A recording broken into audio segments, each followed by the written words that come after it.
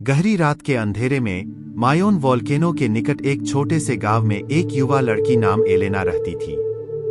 उसकी सुंदरता और निर्मल हृदय से वह गांव के लोगों के बीच प्रिय थी। पर उसके दिल में एक अजीब सा बोझ था जो उसे हर रात उसके सपनों में अजीबोगरीब चीजों की तरफ खींचता रहता था। वह अक्सर सपने देखती थी कि एक छायादार फिगर उसे मायोन के धुंधले शिखर की ओर आकर्षित कर रहा है। इसे लेकर वह हर दिन अपने मन में उलझी रहती थी, लेकिन किसी को भी यह सच्चाई बताने का हिम्मत नहीं कर पाती थी। एक रात जब चांदनी भी छिपी हुई थी और अचानक बादलों ने गांव को घेर लिया था, एलेना ने अपनी निर्णय क्षमता को चुनते हुए विचारा कि उसे उस अज्ञात आवाज का पालन करना होगा।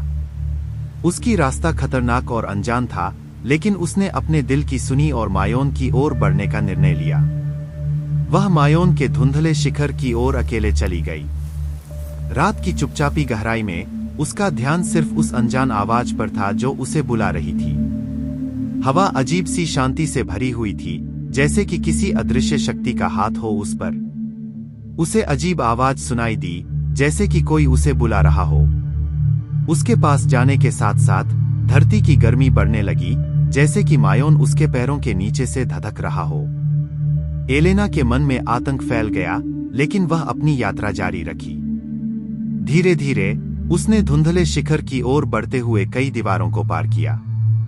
अंत में जब उसने क्रेटर की धरती की किनारे तक पहुंचा, वहां का दृश्य उसकी रूह को हिला दिया।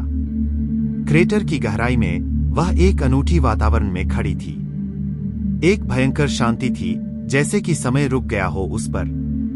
धरती की गर्मी उसे अब भी अनजानी सी लग रही थी, लेकिन उसका मन बार बार वही आवाज सुनने को बेचैन था। उसके दिल में एक अजीब भय और खुशी का मिलन हो रहा था, जैसे कि उसके अंतिम समय का समाया हो। धीरे धीरे उसके पास एक छायादार संरचना नजर आई, जो कि उसे अपनी ओर खींच रही थी। उसे अनजानी भय और अत्याचार की भावना हो रही थी, लेकिन उसकी निर्णय क्षमता और वह आवाज उसे आगे बढ़ने के लिए प्रेरित कर रही थी। आखिरकार उसने धैर्य और साहस जुटाकर उस अज्ञात संरचना की ओर बढ़ते हुए कई गहरी सांस ली।